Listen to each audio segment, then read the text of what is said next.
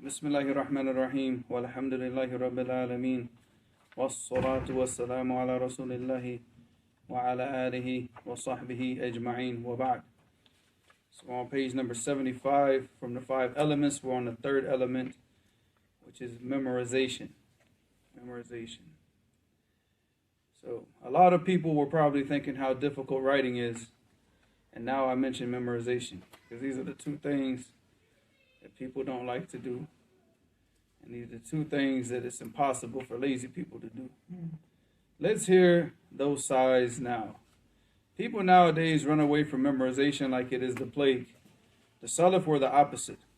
They did not consider the person as having knowledge if he did not memorize. Knowledge is what is in your chest, not what is in your notebooks. Al-Imam Shafi'i rahimahullah said, علمي معي حيثما يممت ينفعني قلبي وياع له لا بطن صندوقي إن كنت في البيت كان العلم فيه معي أو كنت في السوق كان العلم في سوقي. So here Imam Shafi'i said علمي معي, and my knowledge is with me. حيثما يممت ينفعني. Whatever direction I turn, it benefits me because it's always with me. قلبي وياع له. My heart is a vessel that it contains it. La batnu sunduki, not the bottom of a trunk, because in those days, and even till today, you see this in Mauritania, but not so much in other places. But they always kept the handwritten books in trunks. They didn't have bookshelves like we have today because they had handwritten books, and they wanted to protect them from the sand and the dirt and all the elements. So they used to keep them in trunks. And even today, you see that in Mauritania. If you go out to the desert, you see that the shuyukh, they keep all their handwritten books, they keep them in trunks because it protects them from the sand. Put them up on the bookshelves, it's just going to destroy the books. Alright, he said, إن كنت في البيت كان العلم فيه معي. If I was in my house, whenever I'm in my house, my knowledge is with me, also in the house. أو كنت في السوق, or if I was in the marketplace, كان العلم في السوق. Then my knowledge is in the souk, because it's everywhere I go. Alright, so he said in this poem, Imam Shafi'i rahimahullah gives a clear picture of what knowledge really is. And of course, Imam Shafi'i is the person who used to have to cover up the second page whenever he was memorizing, so he wouldn't end up memorizing both pages. Like whenever he was trying to focus on memorizing one page, he would have to cover up the page. I mean, that's how strong his memory was.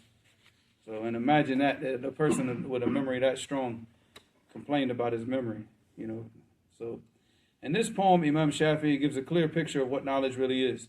Knowledge is what you carry in your chest. We can see this from the statement of Allah in the Quran, بَلْ هُوَ آيَاتٌ بَيِّنَاتٌ فِي الصُّدُورِ الَّذِينَ أُوتُوا الْعِلْمِ وَمَا يَجْحَدُ بِآيَاتِنَا إِلَّا الظَّالِمُونَ. But this is بَلْ هُوَ آيَاتٌ. So it's clear, like بَيِّنَاتٌ. So clear signs. فِي الصُّدُور. It did not say in the heads. It said فِي الصُّدُور. In the chest. الَّذِينَ أُوتُوا الْعِلْمِ, the people that were given knowledge. وَمَا يَجْحَدُ, and what is a jahd? Spoke about this before, huh? No, I know. And jahd. Huh? Jihad is when you reject something knowing it's true. Alright. And none denies our revelations. Alright, وَمَا يَجْحَدُ بِآيَاتِنَا, so nobody denies our signs, إِلَّا الظَّالِمُونَ, except for the oppressive people, the oppressors. Alright. Allah makes it clear in this ayah that knowledge is preserved in the chest of those that Allah gifts with knowledge. Books can be destroyed. How many people lost their entire libraries to fires? However, if you have knowledge in your heart, you can carry on teaching the people. This is why, and this has happened with scholars of the past, where he used to narrate from his books, then his books got destroyed, and then he tried to narrate from his memory, and he kept making mistakes, and then, when he had his books, he was an imam. I mean, he's still an imam, but his hadith was accepted, let's say that. Now, he was considered one of the people whose hadith was always accepted, but once he lost his books in the fire and he had to narrate from his memory, his hadith is rejected. And you see this throughout the history of people like this, where they depended on their books. And this is a part of the dhabt. We talked about this before anyways. Al-dhabt aslan yanqasimu ila qismayn. Who is this? Hamid. Assalamu alaikum, Hamid. Wait, he's not on speaker. Huh? He's not on speaker. So how can he hear? No, I'm He just can giving hear him. you. I'm saying I can No, give we him. can't hear him. I don't care. I'm giving him salams. Should I put on the speaker or No, not? no. Okay. I'm just saying. I'm just giving him salams. As long as he hears me, that's all that matters. So we talked about the dhabt before. What is it? ينقسم إلى قسمين. ها. ضبط الكتاب وضبط اللسان. وضبط no. You know what I mean. No, I don't. Because if it's not the right answer, I don't know what you mean. You have ضبط الصدر وضبط الكتابة. ضبط الصدر وضبط. I said ضبط. You say ضبط اللسان. Okay. All right. A sadr is like what? That means that the person, he memorizes, and his memory is very sharp. He's very sharp in his memory, and he doesn't, very rarely makes mistakes. Everybody's going to make mistakes. Everybody. Even the strongest of ulama are going to make mistakes. But the mistakes, Iceman. But the mistakes are not, they're not common. It's not going to be, it's going to be one of those types of things when he does make a mistake, like the world stops for a second, So it's got to be rare. And if he doesn't have that type of dhabt of the sadr, then he goes to the what? Dhabt al-kitaba. So it's his writing. That means that he goes back and he checks with the ulama and the sheikh that he's narrating from and makes sure that everything that he writes is word for word, letter for letter, is as the sheikh narrated it. And he makes sure, and he goes back and he checks it with the sheikh. And if that's the case and everything, is good, then he narrates from his book. All right, and that's it. But if he's known as one of those people who doesn't have the strong memory and he doesn't have his book, then what happens? Well, if he starts making mistakes from his memory, he's not narrating from his book, or he loses the book, then his narration is going to be rejected. Because you got people that can only narrate from the book. They don't have the book, it's over. All right. So, it's not all like the knowledge, but the understanding. So the understanding of the ilm is also, it's not just the memory, but the understanding is where? It lies in the chest. And that's why the sins have the biggest effect on the understanding and on the memory. Because the person, he sins and it destroys the heart. It corrupts the heart. And that corruption of the heart is going to corrupt what? His memory and his understanding. It's very simple. So Allah makes it clear in this ayat that knowledge is preserved in the chests of those that Allah gifts with knowledge. Books can be destroyed. How many people lost their entire libraries to fires? However, if you have knowledge in your heart, you can carry on teaching the people. This is why it is of the utmost importance that you memorize. You should memorize the Quran, memorize books of hadith, memorize poetry from the pre-Islamic period, and you should memorize at least one major method in every science that you study. Now, the three things that we memorize of evidence, what are they? We need evidence, right? These matun that we memorize, they're not evidence. They're just to help you to understand the science. But they're not evidence. You can't sit here and say, okay, what's your dalil for this? And you say, well, qala Muhammad ibn Malik fi alfiyatihi. No, that's not dalil. All right, that shows the qa'idah, right? But the principle and all that, it has to go back to something. So what is the evidence? The three things that we use for evidence. Quran, hadith, and aqwal as-sahaba. Well, okay. Well, then, all the narrations, all right? Because even in the time of Imam Ahmad, they were considered even the statements of the Sahaba to be a hadith. Like, whenever he said, like, I memorized a million hadiths, alf hadith, they mean that they memorized the hadith of the Prophet and the aqwal of the Sahaba. So they would throw that all in together. All right, so what I'm talking about is like, all right, you have all the narrations. You have the Quran, you have the narrations. All right, from the Prophet ﷺ and from the Sahaba. What else? Qawl al-Amma is not dalil. Sheikh bin Baz is not dalil. No, like Sufyan al-Thawri, Sufyan al-Uyayna. Yeah, but that doesn't matter if he goes against the only time that his qawl is taken if he agrees with the Quran and the Sunnah. Ijma'. But I'm saying you can't go around just memorizing the ijma'. The three things that we have to memorize, I'm saying. I'm not talking about the three types of dalil. I'm saying the three things that are dalil that we have to memorize. Focus on the question, the Quran, the Sunnah, and what? And the poetry of the Arabs from from the time of Jahiliyyah up until like around 50 Hijri. because that is dalil, that's evidence in the Arabic language. If you try to say that this word is from the Arabic language, you have to have dalil, right? So that Arabic poetry from the time of Jahiliyyah all the way up until around, they differ as far as the time period. Some of them say that it goes up until like about 20-something Hijri. Some of them say 50. Some of them will go so far as to say 100 Hijri. I will give it to like about 50, because once the Futuhat started and all the non-Arabs started entering into Islam, then that's when the time of poetry stopped being accepted as evidence. That was it. It was game over, because then then the poetry that was written then it had started to have mistakes in it. So at that point, no, it's not accepted as evidence. So like Al-Mutanabbi, Abu Firas, and and all these people, Abu Nawas, and all these shu'ara, they're not accepted as evidence. Although their poetry is very beautiful, but they don't. But their poetry is not accepted as evidence. Tarafat ibn Abd, Amr al-Qais, Zuhair, Antara, all of them from the Mu'allaqat and the people that came after that period of Jahiliyyah, their poetry is accepted as evidence in the Arabic language. That's evidence. So when somebody says, where do you get this word from? You say, I saw it in Lisan al-Arab. That's not evidence. Lisan al-Arab is not evidence. In the old days, whenever they asked about a word, and they said, where did you get this word from? What did they say? Did they say, oh, I found it in Lisan al-Arab? No, they had to bring a bayt al-shi'r. They brought the poetry to show that the Arabs used this word in the Arabic language. I told you the story of Al-Hajjaj and the man that he mentioned the word, and then Hajjaj said, you better bring me the line of poetry or I'm going to cut your head off. And then the guy he went all throughout the Bedouins trying to find this one word, and finally he heard the guy say the word. He memorized the line of poetry, and on his way back to give it to Al-Hajjaj, he found out that he got word. Some messenger came to him and said that Al-Hajjaj had died. And he said, I don't know what I was more happy with that day, finding the line of poetry or finding out that Al-Hajjaj was dead, So, Allahu Musta'an. But that's what they used to do back in those days. When that's evidence. The poetry from Jahiliyyah is evidence. And that's why you see, who is the one Sahabi that memorized the most poetry? Abdullah ibn Abbas. Abdullah ibn Abbas. Memorized it. Now, he's not a poet, but he memorized the poetry of the Arabs from before, to the point where he could take every single word from the Quran and bring all the the words that the people say are not originally from Arabic. He could bring lines of poetry to show that they are.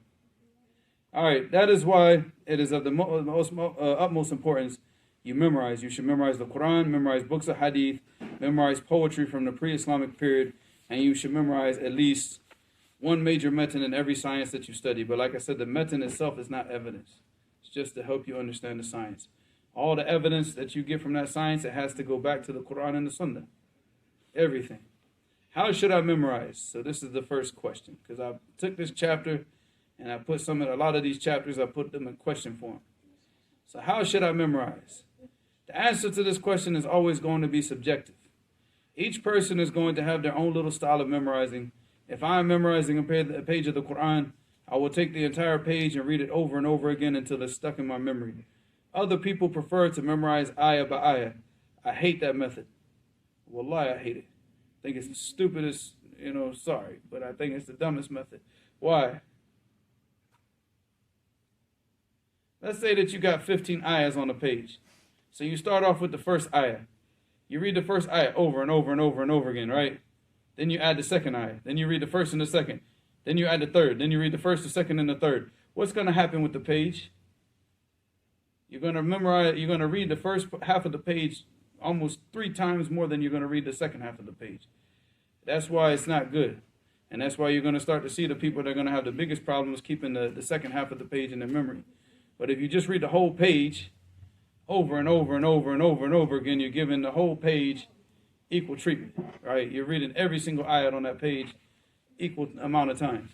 And in that way, what generally happens is, like I mentioned here, I think, actually, I don't need to say it here because I did mention here. You will end up reading, you will end up reading the beginning of the page more than you read the end. I prefer giving the entire page the same equal treatment. Moreover, I enjoy watching the page come together in my memory. I normally memorize the beginning and ending of the page the quickest. The middle section is the last to enter in my memory. So I don't know if this is just me. I don't know, because I didn't sit around going around asking people if they had the same thing. But whenever I would read the whole page over and over, the first thing, like the first first 5 lines, and the second and last 5 lines will be like the first to enter into my memory. Those middle 5 lines will take the longest. And I don't know, maybe it's a focus issue because you start to focus in the beginning and you focus on the end, and you don't focus as much in the middle, so it takes longer to memorize. But in the end, it doesn't matter because I read it all the same number of times. How many times should I read each page? All right, because again, you're trying to put something in your long-term memory, not your short-term memory. Anybody can sit down here and take a page of the Quran and read it 20 times and say, oh, I memorized it. Come back a month, come back a week later, come back 2 hours later and read it. They can't read it because it's only short-term memory. How many times do you have to read something to get it into your long-term memory? 300 to 500 times, at least, depending on the person. But this is just average. So 300 to 500. If you got a really weak memory, well, you can go ahead and add another 250 onto that.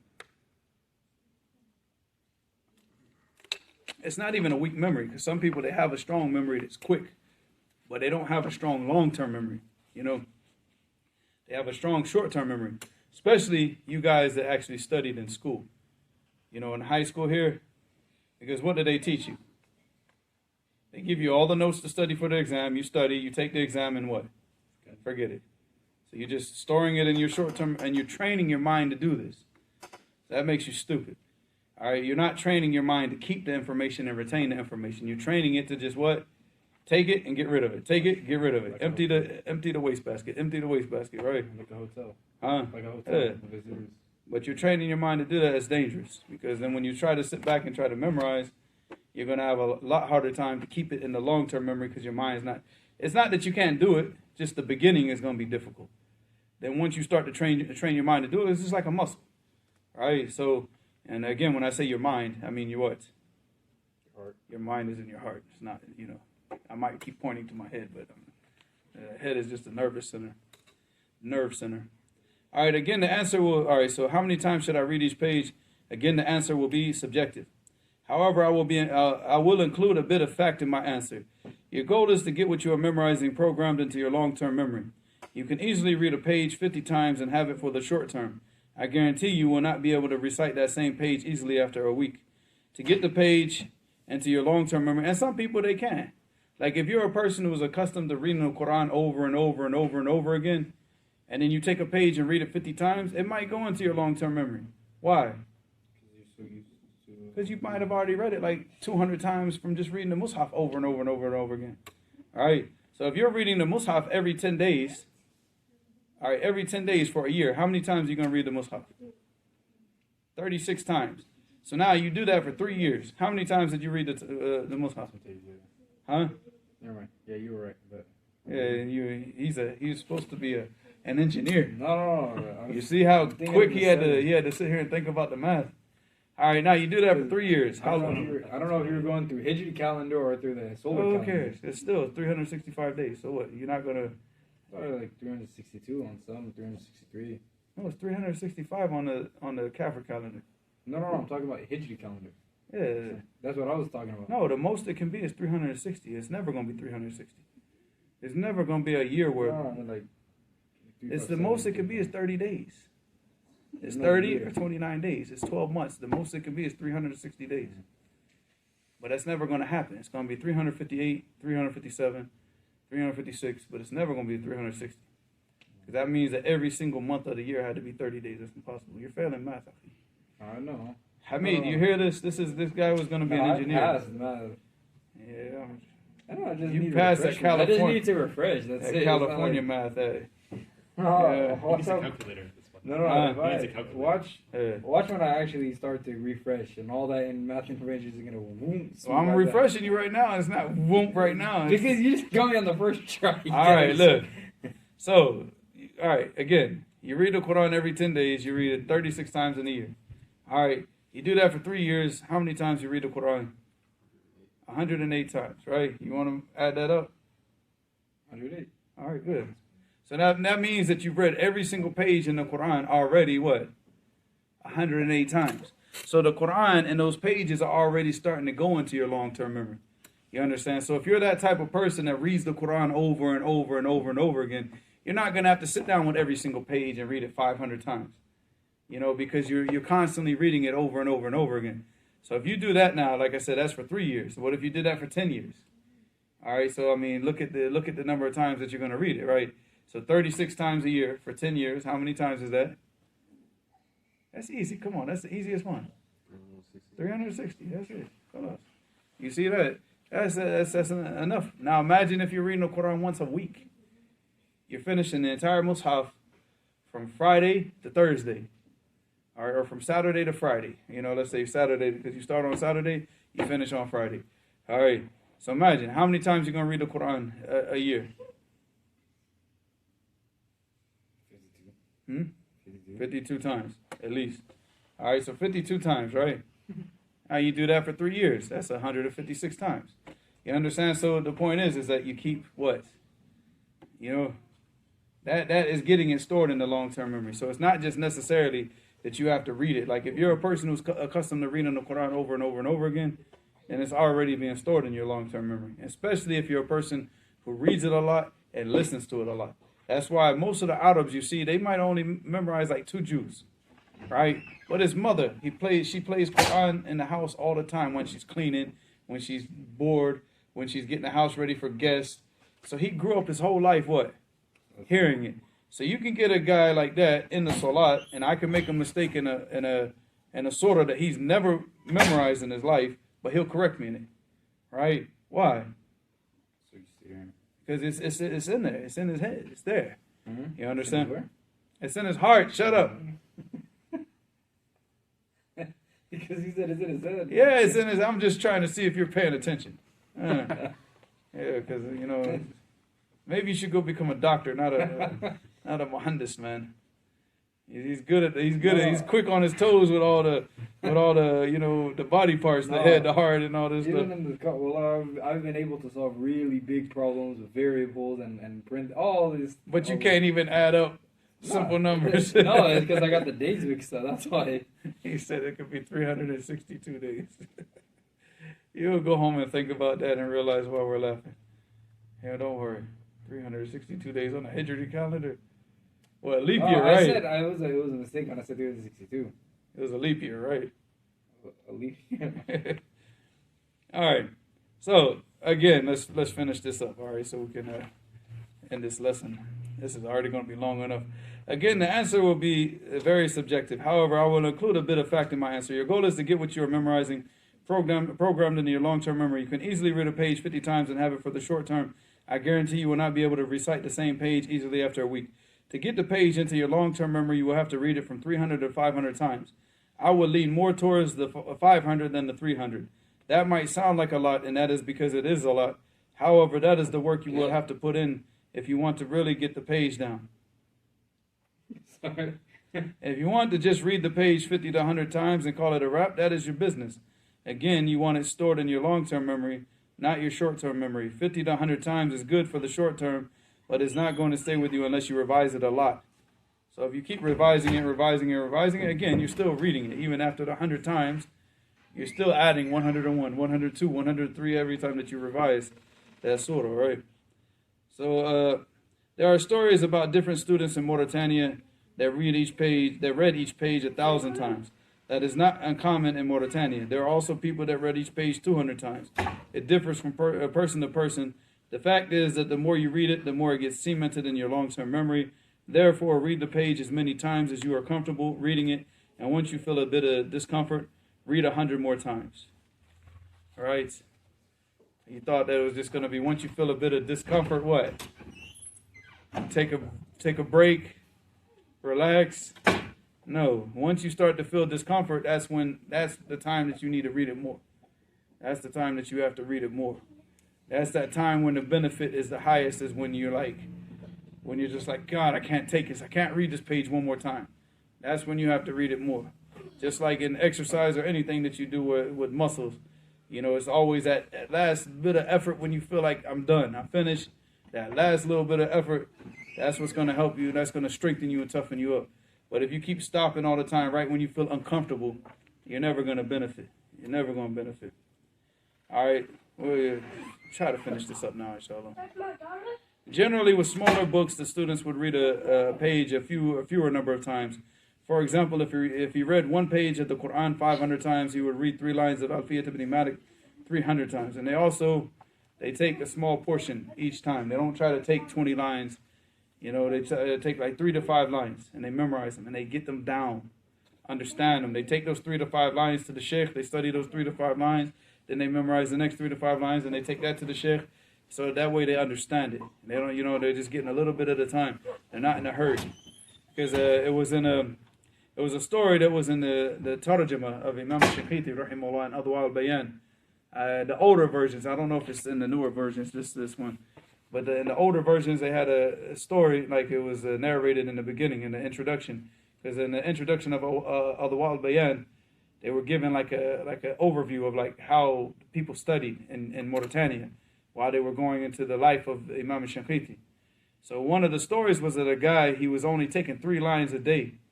And they said, you have a very strong memory. He's known for having a very strong memory. He said, why do you only take 3 lines a day? He said, because I'm in a hurry to get back to my family. Does that make sense? Mm-hmm. No, he could have taken more. He could have taken 15 lines a day. So why did he only take 3 and say, I'm in a hurry to get back to my family? He could revise? So he could revise? No. Because he said, he meant, I'm going to take my time with this book. And that way, he said, you're going to take 10 to 15 lines a day, and you're going to have to study the book again because there's going to be so much that you didn't understand because you did it too fast. He said, I'm going to do it slow, so I only have to do the book once so I can get back to my family. I don't have to keep doing this book over and over and over again to understand it. But you're going to have to do it over and over and over again because you're too much in a hurry. You have to go slow, and you take your time. It's not a race. It's not about like, okay, who's memorized the most. The only race that you're in is with yourself. And you're fighting against your nafs, you're fighting against shaitan, and that's it. You're not fighting against other students. Who cares? Let them do what they want to do. But you take your time and you go at the pace that you go at. That's it. You're not trying to kill yourself. And the whole point, like he said, I want to get back to my family. And the best way to get back to my family is to study all of these books one time, but do it correctly. Go slowly, because the sheikh in Mauritania is only going to explain to you what you bring to him. If you memorize 1 line, he's going to explain what? 1 line. If you memorize 3 lines, he's going to explain whatever you read to him, that's what he's going to explain to you. So that's what he's going to do. He's going to take those 3 lines, he's going to explain it, he's going to memorize the explanation of the sheikh, sit down and really get it down. Then the next day he's going to go back in 3 lines, 3 lines, 3 lines, 3 lines. And then in 334 days, he's finished. And he never has to study that book again. I personally sat with a sheikh and I asked him from Mauritania. And I said, how often do you revise Alfiyat ibn Malik? He said, I don't revise it. And I said, how? He said, Alfiyat ibn Malik. He said, I memorize Alfiyat ibn Malik like I memorize Fatiha.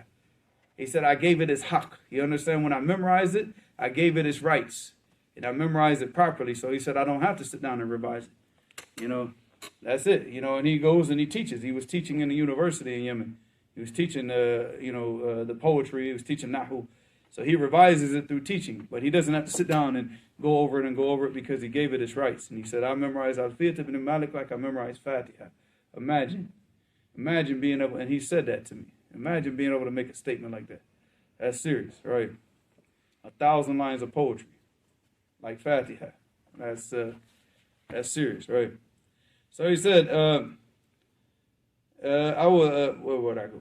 If, for example, if you read the 1 page of Quran 500 times, you read 3 lines of Alfiyat ibn Malik 300 times. However, with hadith, I would advise reading it like the Quran. Hadith should be read 500 times or more. Imam al-Dhahabi, rahimahullah, narrated a statement of Imam al-Bukhari in regards to memorization in his great book, Sirah Alam al-Nubala, and Muhammad ibn Abi Hatim al-Bukhari, أنه سأل الإمام البخاري هل من دواء يشربه الرجل فينتفع به للحفظ فقال لا أعلم ثم أقبل علي وقال لا أعلم شيئا أنفع للحفظ من نحمة الرجل ومداومة النظر. Alright, so here, this is reported by Muhammad ibn Abi Hatim al-Bukhari. He said that he asked Imam al-Bukhari, is there any type of medicine that I can drink, that a man can drink that will benefit his memory? And the same thing I remember asking the same sheikh from Mauritania. I said, what do you guys do? You guys got food that you eat or anything? He said, nah. He said, we don't eat anything for memory.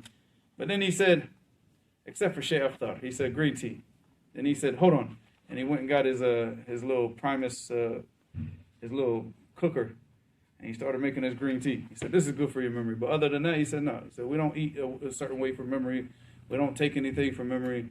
So the only thing we have is green tea. That's it. But here they asked that for Bukhari. He said, no. He said, ma'alam. He said, I don't know of anything. And then he turned to him and said, what? He faced him and said, what? I don't know of anything more beneficial for a person's memory than a strong desire the man has to memorize. Because if you don't have the desire, khalas, how are you going to continue? Memorization is ta'ab, akhi. Wallahi, miya fa miya ta'ab. It's sit down and sit there and go over a page over and over and over and over again. And then after you memorize it, you have to keep going it over and over and over just to keep it. Yeah, akhi, ta'ab. Yeah. So if you don't have a strong desire to do it, you're not going to do it, period. So that's number one. And he said, well, madawamat another. And the constantly, perpetual viewing of that thing that you're memorizing. You have to be constantly reading it over and over and over. If it's hadith, you have to constantly be in the hadith. Obviously, if it's the Quran, you have to have like a wird every day that you read from the Quran, that you complete all the time. And you don't, you never take breaks. Like, nadir. It'd be very, very rare that you take a break from reading the Quran. Because once you take a break, it's over. Like, then you have to do work to get it back. Because you're talking about 604 pages, akhi. 114 surahs. That's not a joke. To keep all that, and then on top of that, you got a hadith. Then on top of that, you got poetry. Then on top of that, you got matun. And you're trying to keep all of that in your memory? Nah, you're going to be busy, akhi. Like I said, at the very least 5 to 6 hours, just maintenance. Just to keep everything that you got, to keep it in your memory. 5 to 6 hours a day will be spent just for that alone. And then the rest of the day, you have to spend it on doing research and teaching and doing other things. All right. The first thing Imam al-Bukhari mentioned is the man that must have a strong desire to memorize what he is memorizing. The second thing is to constantly be looking at that page or lines you are memorizing. This is through reading constantly to memorize the page and to revise constantly after you have memorized the page. And Allah knows best.